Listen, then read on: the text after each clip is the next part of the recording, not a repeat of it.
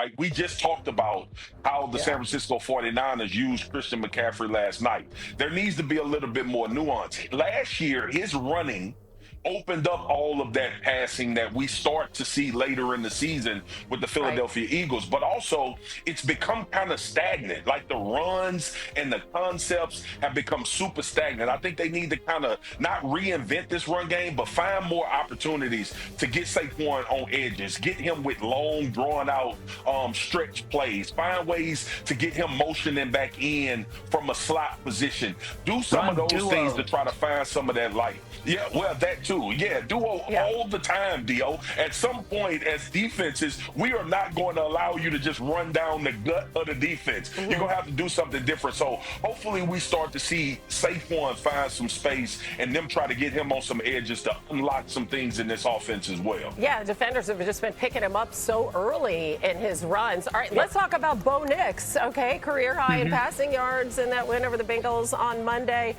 What kind of challenges do they present for Vic Fangio's defense? Yeah, I think the big thing is that they'll present 4-by-1 formation, Denver to Philadelphia, but they'll do a lot of different things out of it. It's not just you're going to get it in one formation in one play or two formations in two plays. You can get gap scheme out of it. Well, they'll go pullers and RPO opposite. So that's really two plays in one that you're going to have to defend if you're Philadelphia. They'll motion tool with a player like Marvin Mims, and they'll have a run, and then that just perimeter ball, and now Philadelphia defends it very well, but Mims has got really big-time speed. They'll get a 4-by-1 and just run at you. ISO ball with the lead blocker as their fullback, and they'll get into 4-by-1 and then motion, and it'll look like a RPO, and then they'll get to their 3-level pass concept and their rookie RJ Harvey out in space. And so I think just how Philadelphia handles all the different ways that Denver gets to their 4-by-1 and the different plays that they can run out of it will be a big storyline of how well that offense can play against a good defense. Hannah, can I ask Dan a question? Sure. So, Dan, I'm so glad you brought that. That's what I was seeing. And you know, one of Sean Staples when he was in New Orleans was trying to create space pre-snap, right? Is this 4-by-1 that he's created box removal? Is that his goal? To get this defense kind of widen and then create with that passing game? Wins because the offense has largely struggled. We heard A.J. Brown talk about it. Philly's normally efficient offense is second worst in passing yards per game, is also fourth worst in yards per carry. They lead the league in drives without a first down. RC, welcome back. We've talked about the frustrations within this offense, what A.J. Brown has said and how that's played out publicly, but are you, knowing all of that, are you more concerned about Philly right now, or you think they're going to get this right? Hey, come on, man. I'm confident in Philly. Like, we've seen this before. We've seen this team have to adjust. Think about who they were before the bye week last year and some of the things we were saying that this offense couldn't do. This team was a 500 football team. And then look at the run that they go on. Look at the way that A.J. Brown plays, the way that Saquon Barkley plays, and their quarterback, Jalen Hurts. I'm not concerned about this team, but they also understand that it's time to get it going. Now, the thing that they have to focus on is what step does Kevin Patullo, the new offensive coordinator, take? Remember, this is the third consecutive year with a new guy at the helm calling the plays.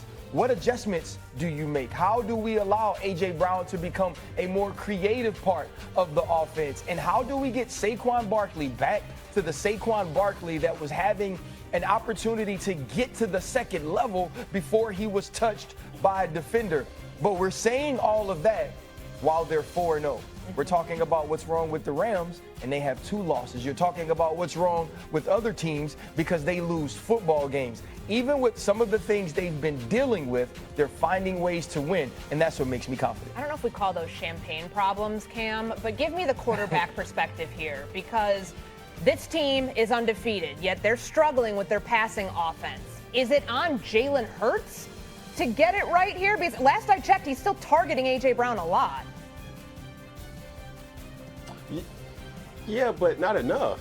And, you know, when I'm looking at from a quarterback's lens of when I see the Philadelphia Eagles play, I kind of agree with Drew Brees here. It is boring, but it's also effective. I can guarantee you that A.J. Brown's route tree is going to be as simple as anybody in the NFL with his skill set. but they're still 4-0. Okay, let's talk about facts. Well, when you play Dallas, if CeeDee Lamb catches 2 of the 4 drops, are we still having this conversation? Okay, you play LA, if you don't block a field goal, are we still having this type of conversation? Okay, when you play Tampa Bay without Baker Mayfield with the costly interception, are we still having this conversation? And I know, I get it. I'm going to beat everybody to the punch and say a game of what is. They're still 4-0. But my point that I'm making is this. A lot of teams have been letting them off the hook. And we know Philadelphia does not need help. They are one of the best, if not the best, football team in the NFL as defending champs, and rightfully so. And I've went on record, and I will keep saying it. The Philadelphia Eagles is a team that does less with more, and I think that's the most frustrating thing about this whole situation when you're analyzing a team as a whole, as they are still winning. Well, excuse me that less is a Super Bowl championship. I'm sorry, guys. Oh, we underachieved and won the Super Bowl. Gosh dang it. It's so good. It's so much better to be lucky than good, obviously. I get it. It is ugly. Drew's right. It is boring, but it's effective. Now, do you go back to the film and you watch the Tampa Bay Buccaneers game and the way that Benjamin Morrison was playing at the right corner, what we saw from Parrish in the slot, and say, wait, these 2 rookies are breaking up passes on A.J. Brown? Are we going to get him some low crossers? Are we going to get him some quick screens? Are we going to get him some condensed splits and run some over routes where he can run away from leverage? This does have to change, Cam. I am not saying in any way that you're wrong by your assessment of saying that they have to be better. They have to be more creative. Because the truth is this. The Philadelphia Eagles don't have a roster that's just supposed to go 4-0. They got a roster that's supposed to win a Super Bowl. And if you fall short of that because of lack of creativity, lack of explosiveness, lack of diversity on the offensive side of the football, that's a failure. And that has to change. I'm saying I'm confident that they can get it fixed. And I think that starts with Nick Sirianni, who we don't give enough credit as the head coach of this team. I mean, we go back and forth of what needs to happen and what's not happening, but we do know that if the teams that they play against do what they're supposed to do outside of certain things happening, it's like the Philadelphia Eagles aren't 4-0.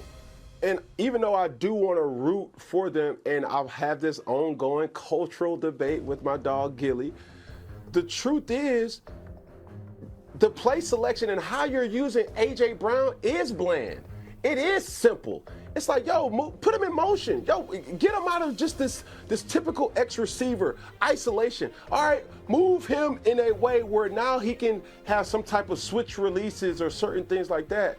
And it really has a cause for concern. We all know, and I've said this ad nauseum, we all know that Jalen Hurts is well and capable, but Jalen Hurts is never asked to consistently win games with his arm. And you do play the addition to one of the best running backs, if not the best running back in the NFL right now, is Saquon. And he's had minimal production over the last couple of weeks. So I'm extremely concerned. It's like, yo, it's a good problem to have, but we're constantly seeing you get bailed out, and that's my issue. Guys, if was a fifth, we'd all be drunk, right? That's the first thing. And secondly, it's this. I get it. Yeah.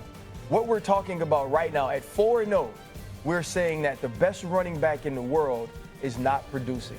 We're saying that one of the top 5 to 10 wide receivers in the world is not producing. We're saying that a Super Bowl MVP is not producing. And we're also saying, but dang it, the Philadelphia Eagles are 4-0. It needs to be fixed. I believe it will be fixed. But there's something to be said for not beating yourself, because that's what you're saying these other teams are doing. I think you guys are overcomplicating it. I think we need to go back to what happened last year when they got a theme song, Bobby Brown's My Prerogative. Remember, they beat Carolina and there were all these issues, and then they start playing that song at every practice. It becomes a part of their identity, and look what happens. They won a Super Bowl after that. That's just Bobby Brown is pure energy.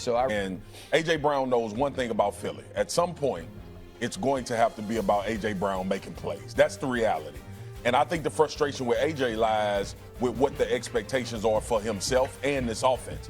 We all can sit here as a 4-0 Philadelphia Eagles team and say that they haven't looked good offensively for a large majority of most of these games that they played. Think about the way they've scored. Think about the way they had to beat the Rams. That is not satisfactory. 2 weeks ago, if they don't throw it to A.J. Brown, they lose to the Rams. So he's coming from that sort of prism. I don't know. I played with Terrell Owens in Dallas. He wanted the ball every play. It should be. Here's what we need to do newly. If your number one receiver doesn't have a selfish characteristic, he's not the guy for the position. He's not the number one. He's not the number one guy. And that's where A.J. Brown comes from.